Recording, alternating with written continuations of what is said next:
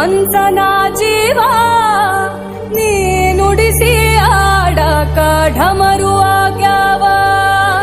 ಯಾಕ ಶಿವಲಿಂಗ ನಡೆಸುತ್ತಿ ಹಿಂಗ, ಏನೇನೂ ಇಲ್ಲಯ್ಯ ನಮ್ಮ ಕೈಯಾಗ.